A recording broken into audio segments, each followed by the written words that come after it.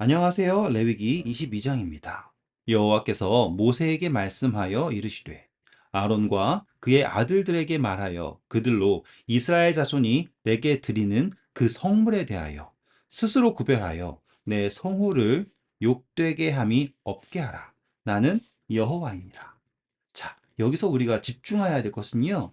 하나님께서 제사장들에게 요구하신 것은 무엇인가? 성물에 대하여 구별하는 것.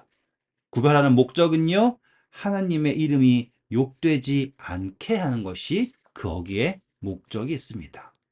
자, 그래서요, 이 제사장들에게 첫 번째 요구되는 것이 3절부터 나오는데요. 잘 보세요. 그들에게 이르라, 누구든지 내 자손 중에 대대로 그의 몸이 부정하면서도 이스라엘 자손이 구별하여 여호와께 드리는 성물에 가까이 하는 자는 내 앞에서 끊어지리라. 나는 여호와이니라. 자, 처음부터 확인해야 될 게 뭐냐면, 백성들이 가지고 오는 그 재물, 예물에 관하여서 판단하는 걸 먼저 가르쳐 주신 게 아니라 스스로를 판단하는 거예요. 자기를 먼저 살펴라. 그게 제사장에게 명령하신 정결에 관한 요청이에요. 스스로를 살피는 것. 그래서 이 고린도전서 11장에 보시면 이 성만찬에 대한 이야기가 나와요. 거기에서도 우리가 성만찬 예식에 드려진 그 떡을 자기의 몸을 살피지 않고 먹는다라고 하는 것은 자기의 죄를 담당한다라고 표현한단 말이죠. 그럼 거기에서 우리는 그렇지. 우리가 이제 한 명의 제사장으로서 성물을 대하는 것이구나라고 하는 묵상도 되지만 더 중요한 것은 제사장으로서 다른 사람들의 예물을 판단하기 전에 스스로를 판단해야 된다. 스스로를 구별해야 된다라는 것이 제일 우선된다. 그걸 꼭 기억해 주시면 감사하겠습니다.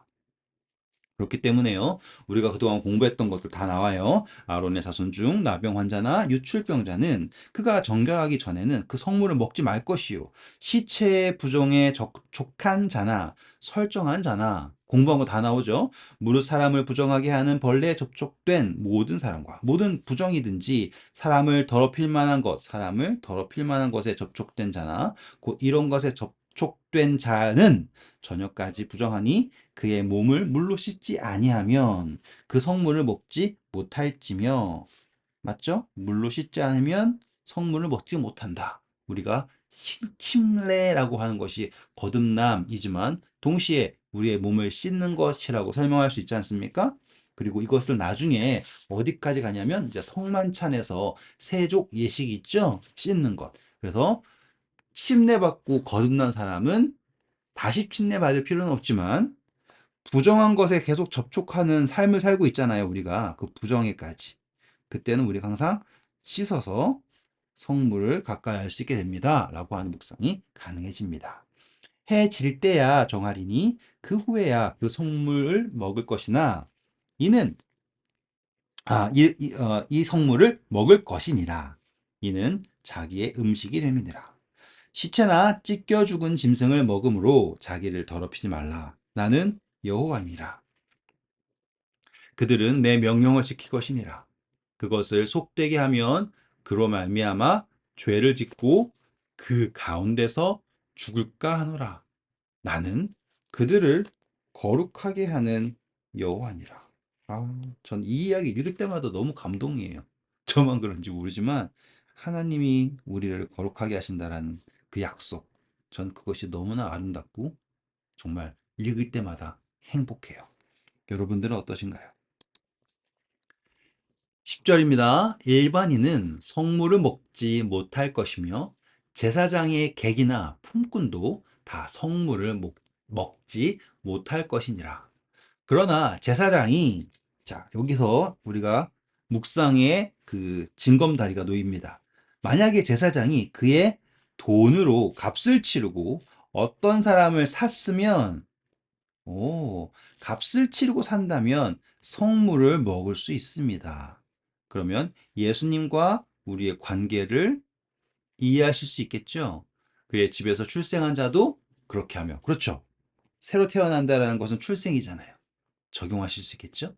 그들이 제사장의 음식을 먹을 것이며 제사장의 딸이 일반인에게 출가하면 더 이상 거제의 성물을 먹지 못하되 만일 자 우리가 이제 만약에 하나님의 딸이지만 뭐 세상에 이렇게 사랑에 빠지면 먹지 못해요.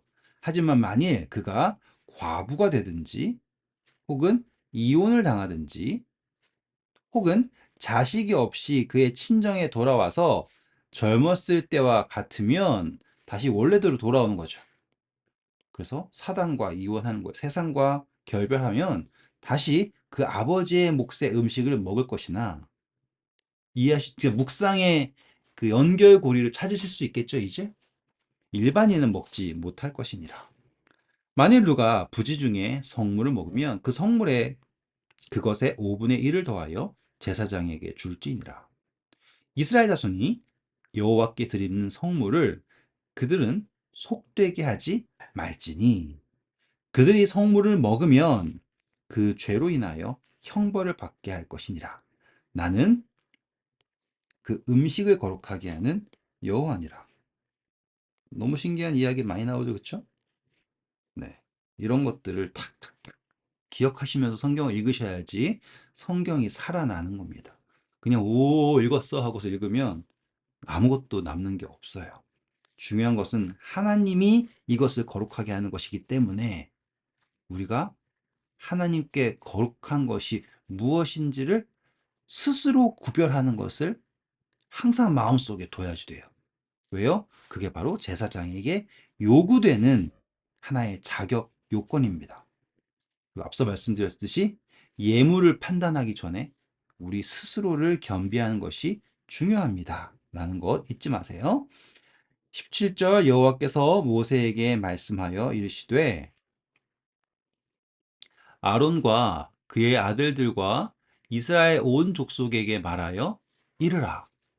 이스라엘 자손이나 그 중에 거류하는 자가 서원 제물이나 자원 제물로 번제와 더불어 여호와께 예물로 드리려거든.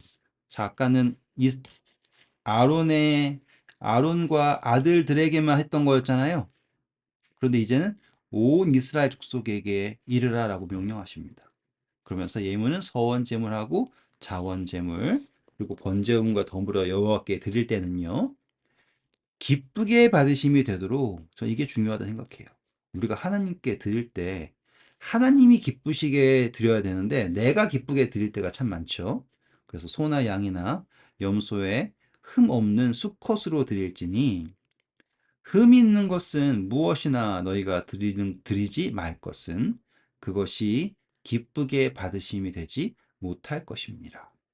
만일 누구든지 서원한 것을 갚으려 하든지 자의로 예물을 드리려고 하여 소나 양으로 화목제물을 여호와께 드리는 자는 기쁘게 받으심이 되도록 아무 흠 없는 온전한 것으로 할지니 이게 어려울지 모르지만 사람들은 이 재물을 드렸다라는 사실에 만족을 하는 것 같아요. 예를 들어서 뭐 제가 뭐 이렇게 강조할 부분은 아니지만 교회에 헌금을 내십니다. 그럴 때 아, 내가 이번에 11조 냈어. 이걸로 만족하는 분들이 참 많은 것 같아요. 계산기 두들겨서 10분의 1 탁 맞춰서 내고선 자, 세금 내듯이 탁 내고 마는 것. 저는요, 헌금이라고 하는 게 예물이라고 하는 게 기본적으로 자원하는 마음이 기본이에요. 자원하는 마음. 그리고 그 다음에 요구되는 것이 흠 없는 거거든요. 근데 우리는 자원하는 마음도 없고, 그리고 어떻게든 눈 가리고 아웅할 만큼의 흠 없는 것을 찾아서 드리려고 하지 않는가라고 하는 참 안타까운 마음이 있어요. 왜냐면 저부터 그러니까.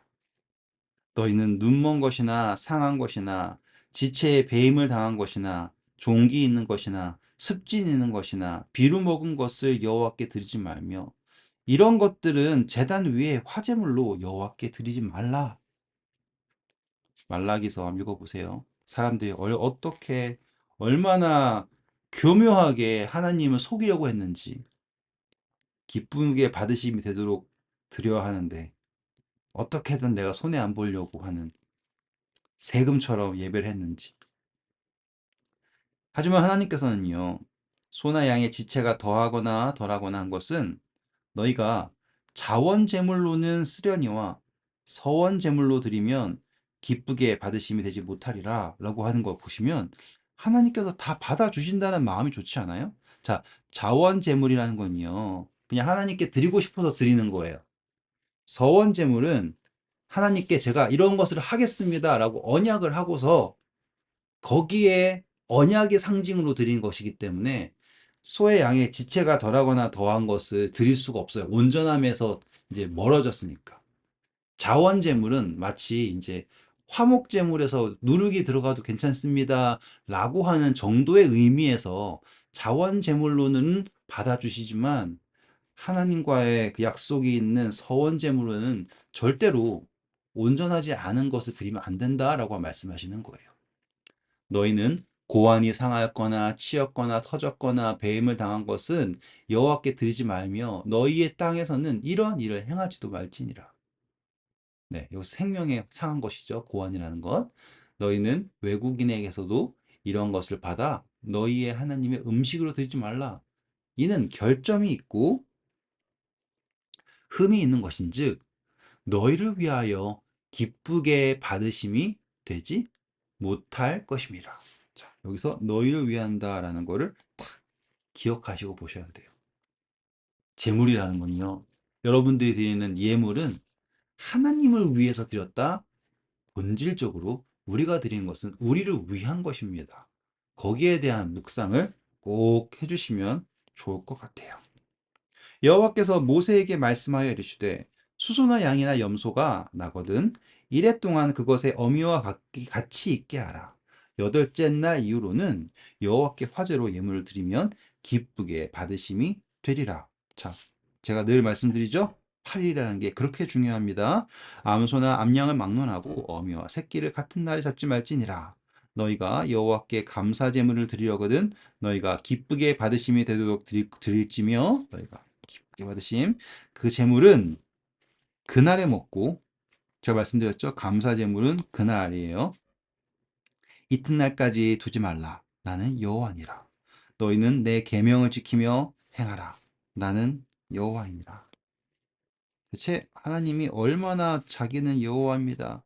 나는 여호와다 여호와다 몇 번을 반복하시는 걸까요? 레위기서가 그래서 복음서라는 거예요. 매 절마다 하나님께서 나는 여호와다, 나는 여호와다 계속해서 선포하시니까. 너희는 내 성호를 속되게 하지 말라. 나는 이스라엘 중에서 거룩하게 함을 받을 것이니라. 나는 너희를 거룩하게 하게 하는 여호와요. 너희의 하나님이 되려고 너희를 애굽 땅에서 인도하여 낸 자니 나는 여호와니라 하고서는 막 이렇게 선포하시는 이 말씀. 여러분 하나님의 간절함을 느끼실 수 있겠습니까? 레위기서가 이런 책이에요. 이런 말씀이 가득합니다. 나는 여호와다. 나는 여호와다. 나는 너를 거룩하게 한 여호와다. 그리고 나는 내 백성에서 내 백성 가운데서 거룩히 여김을 받을 것이다. 오늘 하나님 안에서 거룩함을 입으시고 하나님을 거룩히 여기는 저와 여러분 되기를 바랍니다. 오늘도 수고하셨고요. 좋은 하루 되세요. 감사합니다.